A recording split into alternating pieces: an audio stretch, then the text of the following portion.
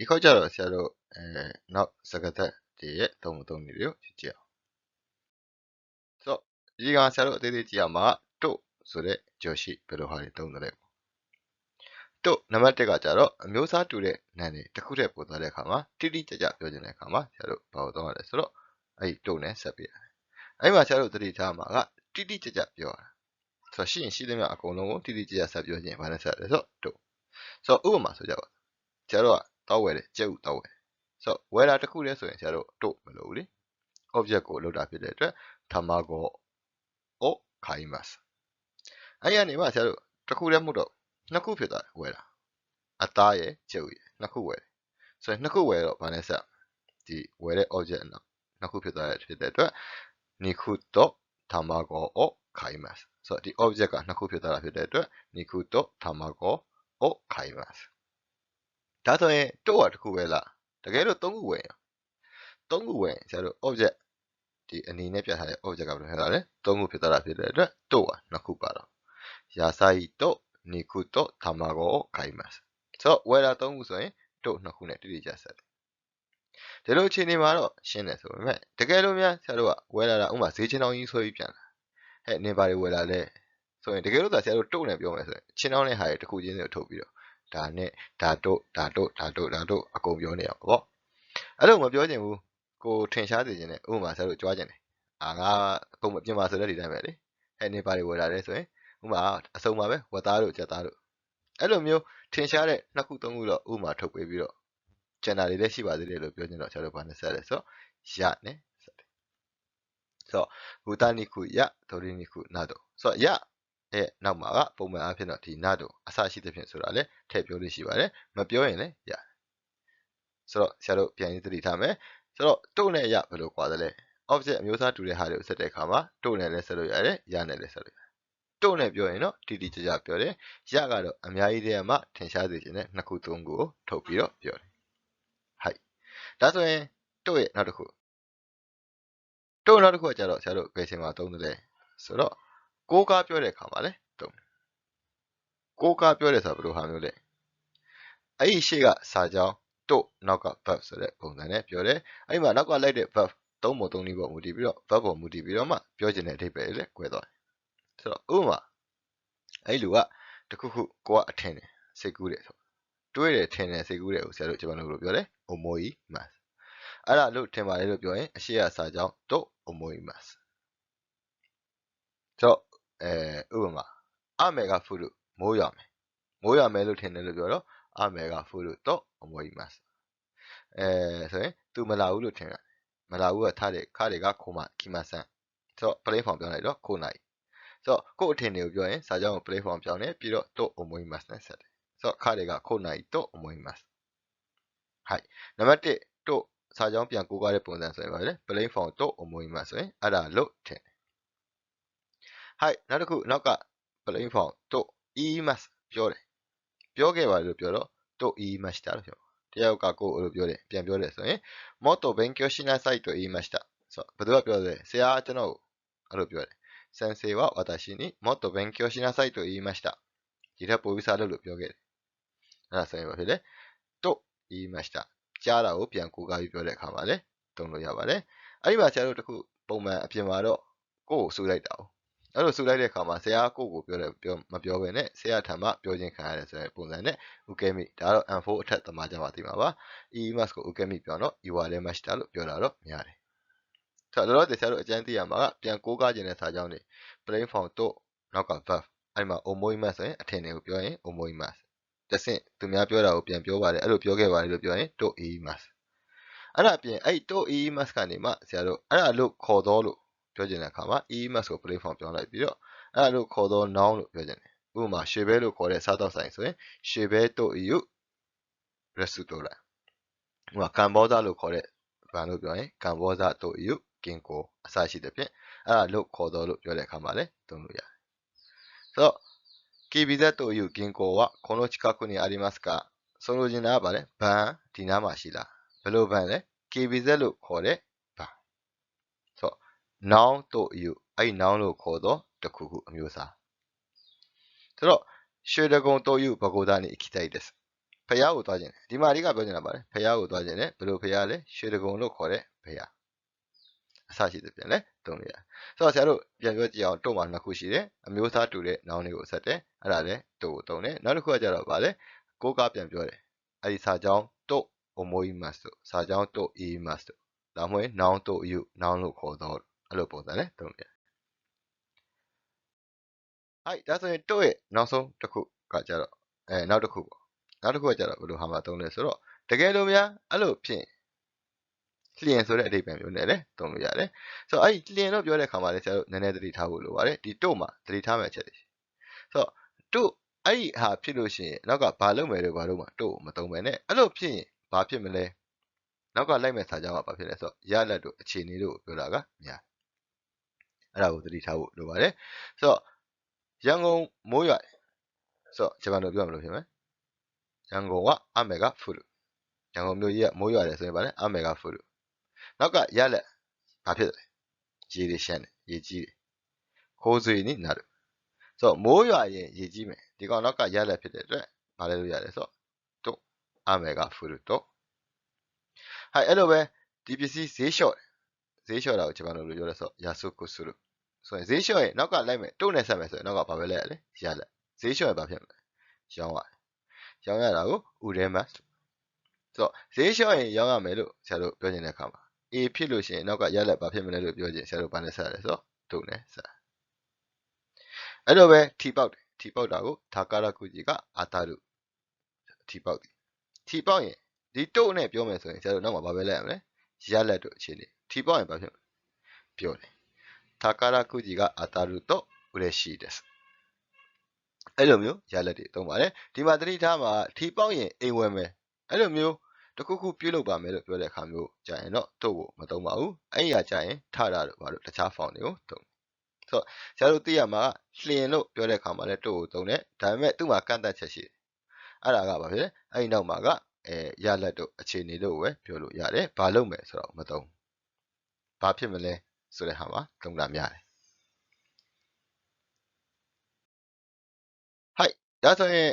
နောက်ဆုံးတစ်ခုဒါကတော့ဆရာတို့M5 M4 level မဟုတ်တော့ဘဲနဲ့ဆရာတို့ဒီ level မြင့် N2 သမားတော့ဒီမှာတော့ဆရာတို့ဘုဒ္ဓအနေနဲ့ပဲမှတ်ထားပါစန့်ကျင်ဘက်တွေကိုစက်တဲ့အခါမှာလည်းတို့သုံးလို့ရတယ်ဆိုတော့လောလောဆယ်ဆံပွဲတွေမှာတော့မပါပါဘူးဒီလိုဟာလည်းရှိတယ်လို့မှတ်ထားရင်ရတယ်ဆိုတော့ဘယ်လိုဟာမျိုးလဲဥပမာတက်မော့လိုမျိုးဘယ်လောက်ပဲလုပ်လို့မရဘူးဘယ်လောက်ပဲကြိုးစားဘယ်လိုမှမဖြစ်နိုင်ပါဘူးဆိုတဲ့ပြောတဲ့အခါမှာလည်းတို့ကိုသုံးဆိုတော့ဥပမာမြန်မာနဲ့ဗရာဇီးကန်တယ်ဆိုတော့နိုင်မလားဖြစ်နိုင်ဘူးလေどんなに頑張ろうと勝ち目がないဘယ်လောက်ပဲကြိုးစားမနိုင်ပါဘူးလို့ဆိုတော့ဒါ N2 ထက် grammar တွေပါပဲဆရာတို့ဘူးသရအနေနဲ့ပဲမှတ်ထားဆိုတော့တကယ်တမ်းအပေါ်က3ခုကိုသေချာရရင်ပဲရပါပြီပြန်ပြောကြည့်အောင်ဆိုတော့တို့ရဲ့3ပုံ3နည်းအကြံဉာဏ်4ချက်ရှိတယ်နံပါတ်1မျိုးစားတူတဲ့နာမ်တွေကိုတိတိကျဆက်တဲ့အခါမှာသုံးတယ်နောက်တစ်ခုကကြတော့ဗာလဲအရှိရစာကြောင်းတို့ verb လို့ထင်တယ်လို့ပြောတယ်လို့ဟာမှာသုံးတယ်နောက်တစ်ခုကကြတော့ဗာအဲ့ရနေမှာအဲ့ဒါလို့ခေါ်တော့ဆိုရင် noun တို့ you တတိယတစ်ခုကကြတော့ဗာလဲအကယ်၍များအဲ့လိုဖြစ်ခဲ့ရင်ဒီမှာသတိထားမှာကနောက်ကရလက်ဒါမှမဟုတ်အခြေအနေလိုက်တယ်နောက်ဆုံး၄ခုမြောက်ကတော့ဗာလဲဘယ်လိုမှမဖြစ်နိုင်ပါဘူးလို့ပြောချင်တဲ့ခါမျိုးမှာလဲသုံးလို့ရတယ်ဟိုက်ကြတာဆိုရင်နောက်တစ်ခုကြည့်ကြအောင်ဆိုတော့နောက်တစ်ခုကကြတော့ဆရာတို့ရဆိုတော့အမျိုးသားတူတဲ့ noun တွေကိုဆက်တာပါပဲဒါပေမဲ့ဒီကောင်တို့နဲ့ရဆရာတို့အရှိမှလဲနည်းနည်းပြောပြသွားတို့ကတိတိကျဆက်တယ်ရကအများတွေကမှထင်ရှားစေခြင်းနဲ့နှစ်ခုသုံးခုကိုပဲထုတ်ပြီးတော့ဥမာပေးတဲ့အခါမှာသုံးအဲ့မှာဆရာတို့တခုသတိထားမှာကရနဲ့သုံးတဲ့အခါမှာများသောအားဖြင့်နာတို့နဲ့သုံးလို့ရှိဆိုတော့ကျင်းတွေပေါ့နာတို့ပါမယ်လို့တော့ပြောတာမဟုတ်ပေမဲ့နာတို့ပါရင်တော့ကျင်းတွေတို့သုံးလို့မရဘူးဘာပဲသုံးရမလဲဆိုတော့ရပဲသုံးရတယ်ဟိုက်ဆိုတော့ဒီအခြေအနေတခုပြန်စဉ်းစားကြည့်မယ်လေဘူတာနိခုကွက်လက်တိုရီနိခုကိုခါကြီးမတ်ဒီမှာဆိုရင်ဆရာတို့ပါထည့်မလဲထည့်တဲ့ဂျိုရှိပေါ်မူတည်ပြီးတော့မှစာကြောင်းရဲ့အဓိပ္ပာယ်မတူတော့ဆိုတော့ဘူတာနိခုတို့တိုရီနိခုကိုခါကြီးမတ်ဆိုရင်ဆရာတို့ဝယ်မှာကျင်းတွေဘယ်နှခုလဲနှစ်ခုဝတ်သားနဲ့ချက်သားကိုဝယ်တယ်ဘူတာနိခုကွက်လက်တိုရီနိခုနာတို့ကိုခါကြီးမတ်တကယ်လို့သာဆံပွဲမှာဒီလိုမျိုးမေးလာတယ်နာတို့ပါလာပြီဆိုရင်တို့ထည့်လို့မရတော့ဘာထည့်ရမလဲဆိုတော့ရထည့်ရတယ်အဓိပ္ပာယ်လည်းမတူတော့ပေးခြင်းတဲ့ message ဖြစ်သွားတယ်ဝယ်တာတွေအများကြီးပဲဝတ်သားတို့ချက်သားတို့တခြားဟာတွေလည်းဝယ်တယ်ဆိုတဲ့အဓိပ္ပာယ်မျိုးဖြစ်သွားဟိုက်ဆိုဆရာတို့အဲ့ဒီမှာပြန်ပြီးတော့ကြည့် တကယ်လို့များတစ်ခုတည်းပိုတဲ့နောင်တွေကိုစိုက်ရင်ဘယ်လိုဖြစ်မလဲအဲ့ဒါကိုဆရာတို့ပြန်နှိမ့်ချုပ်ပြန်စဉ်းစားကြည့်အောင်ဆိုတော့တိတိကျကျပြောချင်တယ်ဆိုရင်ဆရာတို့ဘာနဲ့ဆက်ရလဲဆိုတော့တို့နဲ့ဆက်ဆိုတော့ယာစာယီတို့နီကိုခိုင်းမတ်အသားနဲ့အရွက်ကိုဟင်းသီးရွက်တွေကိုဝယ်မယ်ဆိုရင်ဒီမှာဝယ်တာနှစ်ခု A ဒါမှမဟုတ်ရင် B ဆရာတို့အရှိမပါပြီးသားပါပဲ A တော့မဟုတ် B လို့ပြောရင်ဘာကိုဆက်ရလဲဆိုတော့ကဆိုတော့ယာစာယီကနီကိုခိုင်းမတ်ဆိုပြောရင်တော့ဒီစာကြောင်းမှာဝယ်မှာဘယ်နှခုပဲလဲဒါဝယ်မယ်ဒါမှမဟုတ်ဒါဝယ်မယ်ဆိုတဲ့အဓိပ္ပာယ်ဖြစ်သွားအများတဲ့ကမှနှစ်ခုသုံးခုကိုပြောတယ်ဆိုတော့ဝယ်လာတာတွေအများကြီးပဲအဲ့ထဲမှာနှစ်ခုသုံးခုပြောခြင်းဘာလို့တော့လဲရကိုတုံးနဲ့ယာစာယီယနီခုနာတို့မော့ခိုင်းမတ်ဒီမှာမော့လည်းတုံးလို့ရတယ်လို့အို့လည်းတုံးလို့ရတယ်ဆိုတော့ဗာလဲဟင်းသီးဟင်းရက်တွေဒါပြီးတော့အသားတွေလည်းအဲ့လိုဟာတွေလည်းဝယ်ဖို့မှာပါလို့ဆိုတဲ့အဓိပ္ပာယ်မျိုးနဲ့ပြောတယ်ဟိုက်အဲ့ဒီမှာအခုထိမပါလာသေးတဲ့နောက်တစ်ခုသုံးလို့ရသေးတာဗာလဲဆိုတော့ဒုက္ခဒါပေမဲ့ဒုက္ခအဓိပ္ပာယ်ကအများတဲ့ကတစ်ခုနှစ်ခုပြောတာပါပဲဒါပေမဲ့ဘယ်လိုကွာလဲရနေဘယ်လိုကွာလဲဆိုတော့ तू ကတစ်ခုတည်းစပြီးပြောလို့ရတယ်ဥမာအသားတို့ဘာတို့ဝယ်မယ်ကျတော့မြန်မာစကားမှာဆိုနောက်ကဘာတို့လိုက်ပြီးရှိပေမဲ့ဥမာအဲ့လိုဟာမျိုးဆိုရင်ဘာလို့တော့လဲဆိုတော့ဒုက္ခယာစာယီဒုက္ခဆိုတော့ယာစာယီကွက်လက်ခိုင်းမှဆိုတွေ့ရင်တော့ဆရာတို့ဘာထည့်လို့ရလဲဆိုတော့ဒုက္ခထည့်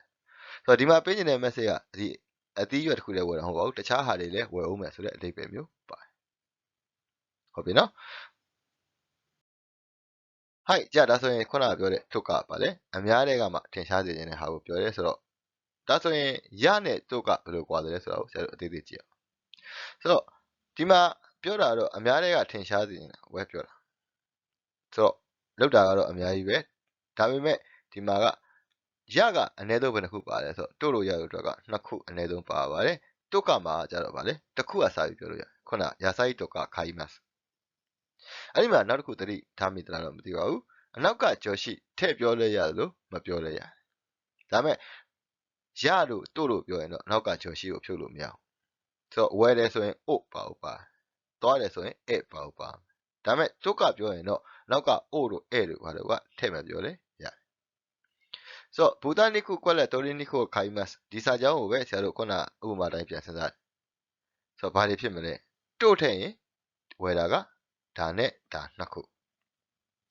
ရထည့်လိုက်တော့ဆရာတို့ဘာဖြစ်မလဲဒီမှာနားတို့ကတော့ရထည့်တယ်ဒါတွေအပြင်တခြားဟာတွေလည်းရှိသေးတယ်ဒါဆိုရင်တုတ်ကကြတော့ဘယ်လိုဟာမျိုးလဲဆိုရင်ဒီမှာကွက်လက်ဆိုတော့ဒီမှာတုတ်ကလည်းရတယ်လို့မော့လည်းရတယ်ဘူတာနိခုမော့ဒိုရီနိခုမော့လည်းဖြစ်နိုင်တယ်ဘူတာနိခုတုတ်ကဒိုရီနိခုတုတ်ကဆိုတော့ဘူတာနိခုမော့ဒိုရီနိခုမော့နဲ့ဒီတုတ်ကနဲ့ဘာကွာလဲဆိုတော့ဒါရောဝယ်မယ်ဆိုတာဝယ်မှာကနှစ်ခုဒီနှစ်ခုသလုံးဝယ်မယ်ဆိုတဲ့အဓိပ္ပာယ်ဒါကြတော့တုတ်ကလို့ပြောရင်ဆရာတို့ဘာဖြစ်သွားကျန်တဲ့ဟာတွေလည်းဝယ်ဦးမယ်ဥပမာပေးတာပဲရှိသေးတယ်ဥပမာကွာဒါတွေဝယ်မှာဆိုတဲ့ပုံစံမျိုးပြောတာကတုတ်ကဟိုက်ဒါဆိုရင်ခုနရှေ့ကပြောခဲ့တဲ့ဟာကိုပဲပြန်ပြောရင်တစ်ခုတည်းပိုတဲ့နောင်တွေကိုဆက်တယ်အတိအကျဆက်ရင်ဘာဖြစ်မလဲတို့ဆိုတော့ယာစာယီတို့နီခိုခိုင်းမတ်ဆိုရင်ဝယ်တာကနှစ်ခု A တို့မဟုတ် B လို့ပြောရင်ခယာစာယီကနီခိုလို့ပြောရင်ဝယ်မှာဒါမှမဟုတ်ရင်ဒါကိုဝယ်မှာတစ်ခုပဲဝယ်မယ်ဆိုတဲ့အဓိပ္ပာယ်အများတဲ့ကနှစ်ခုသုံးခုကြာရင်ဘာနဲ့ဆက်လဲရအဲ့ဒါကြတော့ဒီနှစ်ခုအပြင်ကျန်တဲ့ဟာတွေလည်းဝယ်သေးတယ်ဆိုတဲ့အဓိပ္ပာယ်မျိုးဖြစ်သွားအဲ့ဒီမှာမှအများတဲ့ကနေပဲတစ်ခုတည်းပြောတာရှင်လေဘာနဲ့ပြောလို့ရတယ်ဒုက္ခနဲ့သုံးလို့ရပါတယ်ယာစာယီဒုက္ခခိုင်းမတ်ဒါကဘာလဲအင်းသီးရွက်တို့ဘာလို့ဥပမာပေးပြီးပြောတဲ့ပုံစံမျိုးနဲ့သုံးတယ်ဟိုက်ဒါဆိုရင်ဒုက္ခရဲ့နောက်တစ်ခုဘာတွေသုံးလို့ရသေးလဲဆိုတော့ဒီကောင်လည်းနည်းနည်း level မြင့်တဲ့ဟာမျိုးတွေမှာသုံးတာပါပဲမသေးကြတဲ့ဟာမျိုးတစ်ဆင့်ကိုကြားလာတာကိုတစ်ဆင့်ပြန်ပြောတာမျိုးတဲ့ခါမှာလဲဒုက္ခကိုသုံးတယ်ဒါ N3 N2 ထက်တွေမှာပဲသိဖို့လိုတာပါလောလောဆယ်ဘိုးစတိုင်းနဲ့မှတ်ထားမယ်ဆိုတော့တစ်ဆင့်ကြားလာတာကိုပြန်ပြောတယ်ဆိုတာဗာလဲဝါတာရှိနောကုနိတဲ့ဂျီရှင်ကအတ္တတော့ကဆိုပြောတယ်ငါတိုင်းပြည်မှာငလင်လှုပ်ခဲ့တယ်ဆိုတာဗာလားမသိပါဘူးဗျာခါဆိုခုကရှင်းပိုက်တယ်မိသားစုကိုစိတ်ပူပါတယ်ဆိုတော့ဗာလဲသူကြားလာတဲ့ဒီစာကြောင်း plain form နဲ့ပြောလိုက်တယ်ဒုက္ခဆိုဗာလဲအဲ့လိုလားဗာလားတော့မသိဘူးကြားရတယ်သေချာမသိတဲ့စာကြောင်းမျိုးပြောတယ်ဟိုက်ဌာနကဆန်ဝネットがあるとかでတွေ့လားဒီမှာဆိုရင်ဆရာတို့တတိထားမှာဒုက္ခရဲ့တဲ့နှစ်ခုထည့်တာဆိုတော့ဒီတဲ့ကဘယ်တဲ့လဲဆိုတော့အကြောင်းပြချက်တဲ့今日は休むそうですဒါက N4 grammar ပါနားမယ်ခွင့်ယူမယ်လို့ကြားတယ်ဒီနေ့ခွင့်ယူမယ်ဘာကြောင့်လဲဒီရှိတစ်ခုလုံးကအကြောင်းပြချက်ネットがあるအဖျားရှိတယ်ကိုပူနေတယ်တုတ်ကဆိုတော့ဗာလဲဆိုတော့တေချာတော့မသိဘူးအဲ့ဒါတို့ဘာလို့ပြောပြီးတော့ဗျာအဲ့ဒါကြောင့်ဆိုပြီးတော့ဒီ ဒီနေ့တော့နားမယ်ဆိုတဲ့သဘောနဲ့သုံးတာဆိုတော့ဒီတုတ်ကတော့ဆရာတို့ပုံမှန်အဖြစ်M4 level မှာတော့တောင်းတမေးခဲ့ပါတယ်အများသောအားဖြင့်ထုတ်ပြီးမင်းဒီအများတွေကထင်ရှားစေခြင်းနဲ့ဆိုတဲ့တစ်ခုလောက်သိရင်ပဲလုံလောက်တယ်ဒါပေမဲ့နောက်ပိုင်းလက်တွေ့သုံးနေမှာသိလာတဲ့အခါမှာဒီပုံစံနဲ့သုံးတယ်မသေးကြရဲ့တဆင့်ကြားလာတဲ့ဟာတွေပြန်ပြောရင်လည်းပြောလို့ရတယ်လို့ဘိုးစရာလောက်သိထားရင်ရပါပြီはい今度の社員旅行は海外だとかそうပြောရတယ်ဒီတစ်ခေါက်သွားမယ်ဒီ社員旅行ဆိုတာပါလေဆိုကုမ္ပဏီတွင်ခီးအဲ့ဒါကခိုင်ခိုင်ဆိုတာပါလေနိုင်ငံခြားသွားဆိုတော့ဒီမှာတုတ်ကထည့်ထားတယ်ဆိုရင်ဘာပြောရလဲဆိုတော့သူတေချာတော့မသိဘူးအဲ့လိုကြားလာတယ်ဆိုတဲ့ဟာကိုတခြားတစ်ယောက်ကိုဖောက်တယ်ချနေတယ်ဆိုတဲ့ပုံစံမျိုး